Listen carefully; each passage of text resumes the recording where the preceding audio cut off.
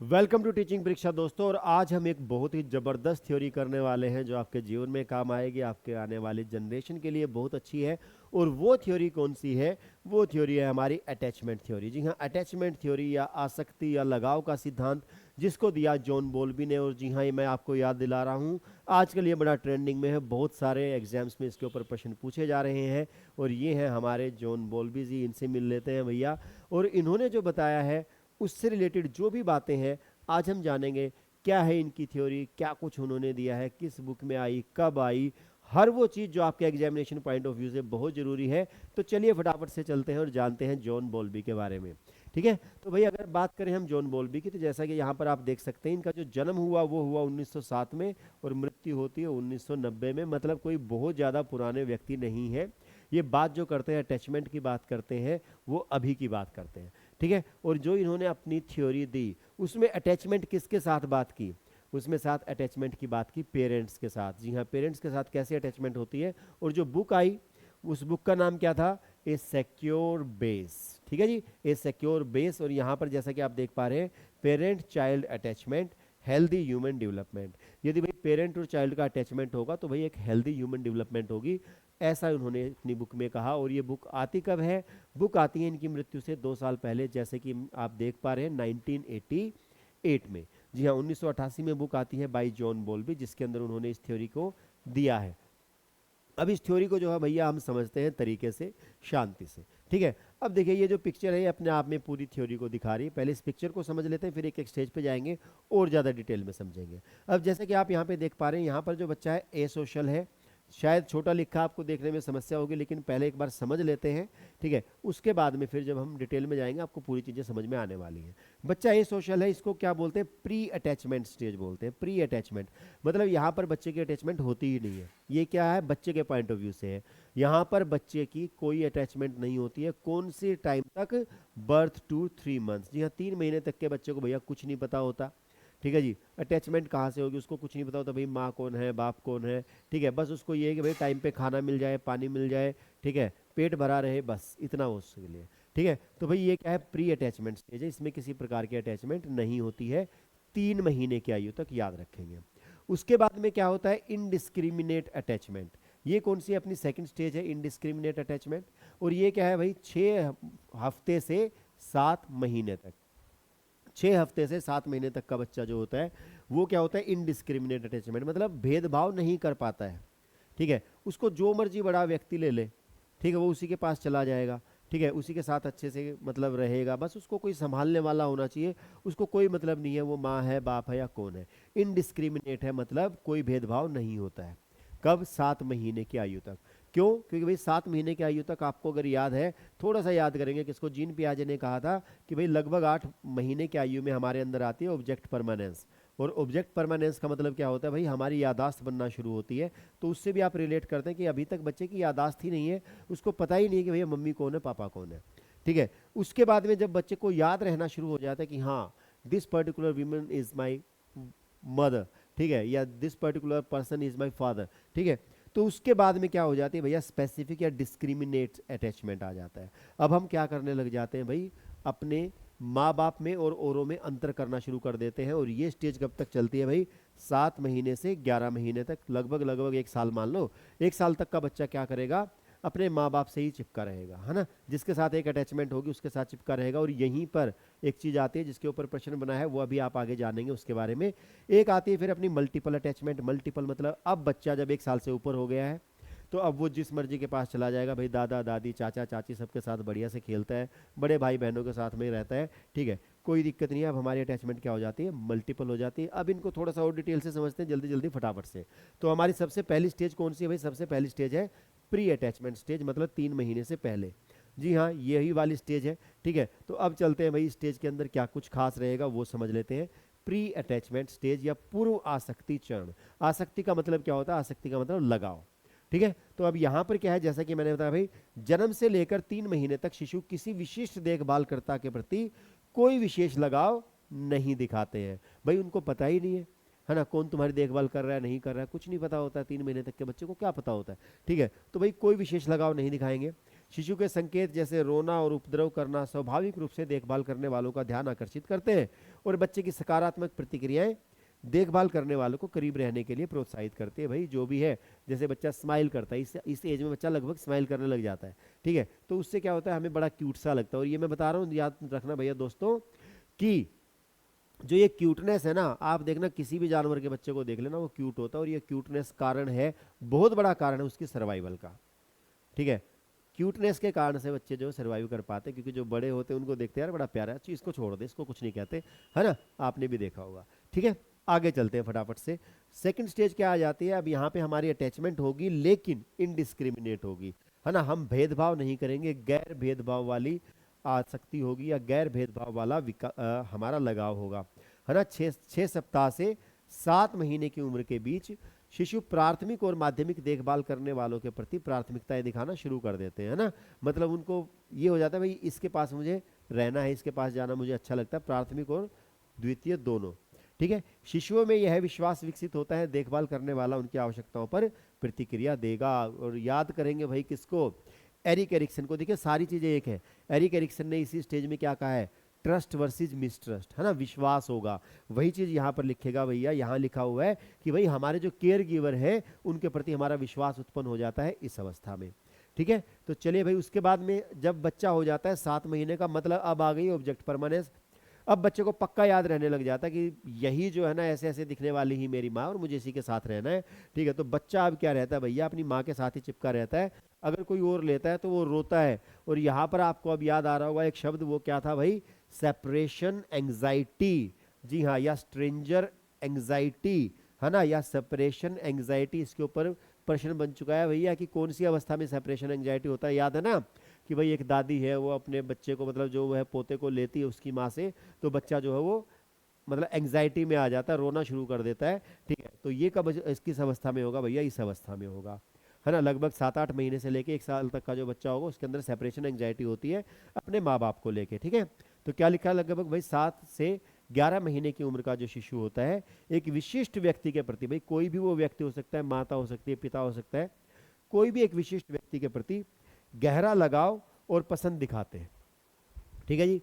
प्राथमिक लगाव के आंकड़े अलगाव की दुश्चिंता से, अलगाव की दुश्चिंता मतलब उनसे अलग होने पर वो चिंतित हो जाते हैं, उनको भाई मतलब प्रॉब्लम होती है कि यार ये मैंने हमेशा मेरे पास ही रहे, दूर जाने पे वो चिंतित हो जाते हैं, ठीक है। अलग होने पर विरोध करेंगे भाई, है ना, रोना पीटना करेंगे, विरोध तो क्या करेंगे बेचारे, है ना। और अजनबियों के पास पास चिंता प्रदर्शित करना शुरू कर देंगे, है ना। और अगर कोई आ जाता है स्ट्रेंजर, तो भैया उसके आसपास में आने पर वो टेंशन में आ जाएंगे कि भाई ये कौन आ गया, है ना।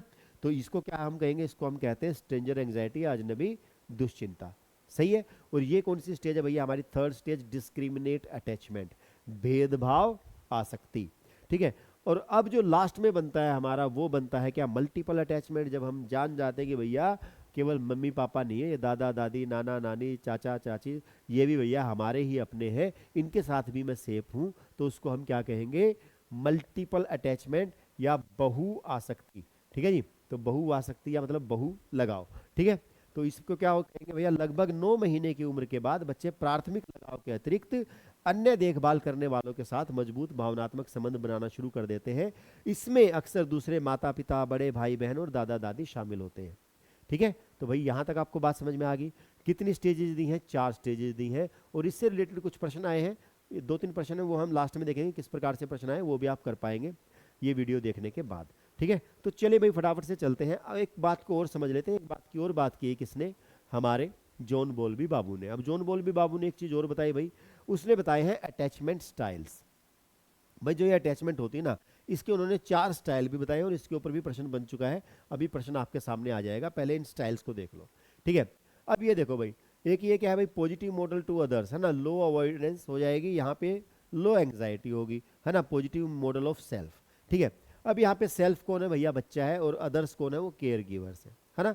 यदि बच्चा अपने आप को भी पॉजिटिव मानता है और अपने केयर गिवर्स को भी भैया पॉजिटिव मॉडल मानता है, तो बच्चा क्या करेगा, सिक्योर फील करेगा, सिक्योर फील करेगा, है ना। इस चीज को समझो, है ना, सिक्योर अटैचमेंट रहेगी उसकी, ठीक है।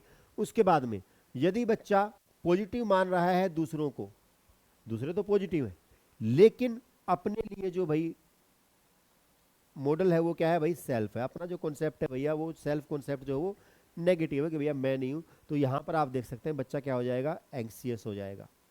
ठीक है जी, एनेक्सियस हो जाएगा बच्चा। वहीं अगर हम कहें कि भाई यदि बच्चा अपने आप को पॉजिटिव मानता है लेकिन औरों को नेगेटिव अगर मानता है, मतलब केयर गिवर्स को अगर मानता है, तो बच्चा क्या हो जाएगा, अवॉइडेंट हो जाएगा। ठीक है, अभी इसको डिटेल में समझेंगे एक एक करके। ठीक है, पर फिलहाल आप जस्ट एक बार इस पिक्चर से देख लीजिए क्या कुछ है। और यदि भाई दोनों ही नेगेटिव है, खुद का भी नेगेटिव एस्पेक्ट है और भाई दूसरों का भी नेगेटिव है, तो बच्चा क्या हो जाएगा, फियरफुल हो जाएगा। ठीक है जी, फियरफुल हो जाएगा, डरा डरा रहेगा। ठीक है, तो ये क्या है भाई, 4 अटैचमेंट स्टाइल है। अब इनको सभी को जान लेते हैं डिटेल में एक एक करके। ठीक है, और ये आप समझ पा रहे हैं भाई, ये सबसे बेस्ट होगा। सबसे बेस्ट क्या होगा, जब अपने लिए भी पॉजिटिव है और दूसरों के लिए भी पॉजिटिव रहेगा, तो वो कहलाएगा भाई बेस्ट। ठीक है, तो चलिए भाई फटाफट से चलते हैं आगे। अब इसमें समझ लेते हैं कि क्या होगा जी। अब देखते हैं भाई, सबसे पहले सिक्योर अटैचमेंट की बात करते हैं, जो भाई बेस्ट वाला था। अभी हम जो देख रहे थे भाई, बेस्ट वाला कौन सा था, सुरक्षित लगाव। अब सुरक्षित लगाव में हमने क्या देखा था भाई, दोनों ही पॉजिटिव है, अपने लिए भी और अपने केयर गिवर्स के लिए भी।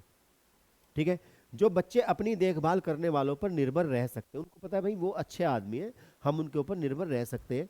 ठीक है, वे अलग होने पर परेशानी दिखाते हैं और दोबारा मिलने पर खुशी दिखाते हैं, भाई उनके लिए तो उनसे बढ़िया कोई है ही नहीं। हालांकि बच्चा परेशान हो सकता है, उन्हें आश्वस्त महसूस होता है कि देखभाल करने वाला वापस आ जाएगा, उनको इस चीज का भैया पूर्ण विश्वास है। फिर से मैं याद दिला रहा हूं आपको किसकी, एरिक एरिक्सन की, जो कहते हैं कि भैया बच्चे का विश्वास या अविश्वास इसी अवस्था में बन जाता है।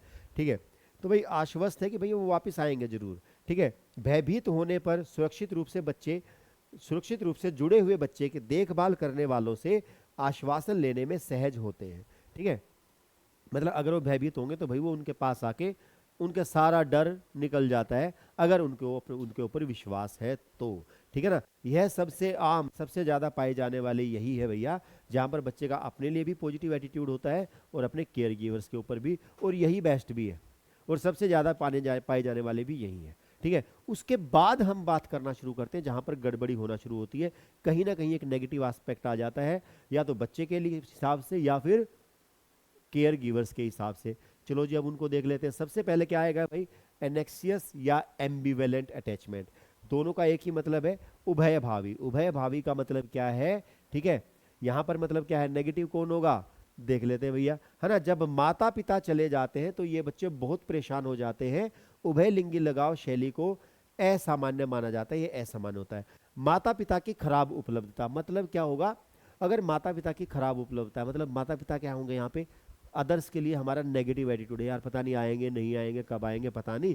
ठीक है, अगर उपलब्धता खराब है के परिणाम स्वरूप ये बच्चे जरूरत पड़ने पर अपने प्राथमिक देखभाल कर्ता पर निर्भर नहीं रह सकते। अब इनको पता है कि भैया पता नहीं कब आएंगे, क्या करेंगे क्या नहीं करेंगे, तो भाई ये क्या हो जाते हैं, एनेक्सियस हो जाते हैं, मतलब ओवर थिंकर हो जाते हैं, है ना, उभय लिंगी हो जाते, उभय भावी हो जाते हैं, या एम्बिवेलेंट हम कह सकते हैं। आपने भी देखा होगा कुछ लोग ओवर थिंकर होते हैं, बेकार के ही अपने ही फियर्स बना के उन्हीं में लगे रहते हैं, ये उनकी बात चल रही है। ठीक है, जिनको भैया किसी के ऊपर विश्वास नहीं है, दूसरों के ऊपर, अपने ऊपर तो है मैं कर लूंगा लेकिन दूसरों के ऊपर नहीं है, ये वो वाले हैं। उसके बाद में यदि हम बात करें अवॉइडेंट, अवॉइडेंट क्या हो जाएगा भैया, इसका उल्टा। इसका उल्टा मतलब क्या, टाल मटोल वाले लगाव वाले बच्चे, माता पिता की देखभाल करने वालों से दूर रहते हैं, है ना। यहाँ पर जो है बच्चे का अपने ऊपर नेगेटिव है। ठीक है, बच्चे को लगता है यार मैं सही नहीं कर रहा हूँ, हाँ माँ बाप जो है वो पूरे कर रहे हैं। ठीक है, तो मतलब देखभाल करने वाले और पूरी तरह से अजनबी के बीच कोई प्राथमिकता नहीं दिखाते हैं। ठीक है, अब उनको कोई फर्क ही नहीं पड़ता है, ठीक है, कि भाई माँ बाप कर रहे हैं कुछ नहीं कर रहे हैं, उनको कोई फर्क नहीं पड़ता इस चीज से, है ना। यह लगाव शैली अपमानजनक या उपेक्षापूर्ण देखभाल करने वाले के परिणाम हो सकती है। ठीक है जी, इसके कारण से क्या हो सकता है, मतलब उनका कारण क्या हो सकता है भैया, जो अपमानजनक होते हैं या अलगावपूर्ण होते हैं, उसके कारण से ये हो सकता है। और लास्ट में हम बात करेंगे अब डिसऑर्गेनाइज्ड अटैचमेंट, डिसऑर्गेनाइज्ड या अव्यवस्थित, है ना, या जिसको कहा गया था क्या, फियरफुल, जो डरा रहता है। यहाँ पर क्या होगा, दोनों ही नेगेटिव होंगे, और दोनों ही नेगेटिव होने का मतलब क्या है, ये बच्चे व्यवहार का भ्रमित करने वाला मिश्रण प्रदर्शित करते हैं, भटके हुए, स्तब्ध या भ्रमित प्रतीत होते हैं। वे माता पिता से बच सकते हैं या उनका विरोध कर सकते हैं। स्पष्ट लगाव पैटर्न का अभाव संभवतः असंगत देखभाल करता व्यवहार से जुड़ा हुआ है। ऐसे मामलों में माता पिता आराम और भय दोनों के स्रोत के रूप में काम करते हैं। भाई देखो, वही रोग है और वही दवा है, ठीक है। मतलब ये इनकंसिस्टेंसी के कारण होता है, पता ही नहीं चलता कि भाई किस बात पे नाराज हो जाए और किस बात को एक्सेप्ट कर लें, है ना। किस बात को भैया आप बिल्कुल रिजेक्ट कर रहे हैं, एक छोटी सी बात को, और एक बहुत बड़ी बात को आपने एक्सेप्ट कर लिया है ना। मतलब एक अप्रत्याशित जो होता है उसके कारण से ऐसा हो सकता है, जिससे अव्यवस्थित व्यवहार हो सकता है, ठीक है। तो इन चीजों को आप याद रखेंगे, इससे क्या होता है, हमारा अव्यवस्थित व्यवहार होता है, ठीक है। तो अब देखिए भाई कैसे कैसे प्रश्न बने हैं, ठीक है। आपके सामने कुछ मैं प्रश्न लेके आया हूँ से रिलेटेड। और देखिए, जब एक बार एक से प्रश्न आने शुरू हो जाते हैं ना, तो उसको हमें बहुत डिटेल से समझ लेना चाहिए, ताकि भाई आगे भी जो है प्रश्न अगर आए तो हम उनको बढ़िया से कर पाए। क्या है भाई प्रश्न में, निम्नलिखित में से किसने स्नेह सिद्धांत दिया? तो भाई सीधी सी बात है भाई, अटैचमेंट थ्योरी किसने दी? जॉन बॉल्बी ने दी, अभी अभी हमने जाना है, ठीक है। उसके बाद में यदि आपसे पूछा जाए बॉल्बी सिद्धांत में कितने चरण हैं, भाई कितने चरण हैं? अभी हमने देखा भाई 4 स्टेप है, तो आंसर क्या होगा भाई? ऑप्शन नंबर डी होगा। और यदि आपसे पूछा जाए भाई स्नेह सिद्धांत में माता पिता के आंतरिक कार्य मॉडल, माता पिता के आंतरिक कार्य मॉडल अभी हम बात कर रहे थे, कितने प्रकार है भैया? वो भी अगेन मैं कहूंगा कि 4 प्रकार के ही कहे हैं, तो आंसर क्या है? ऑप्शन नंबर सी है, ठीक है। तो होपफुली भाई आपको थ्योरी बहुत अच्छे से समझ में आई होगी, जाना होगा।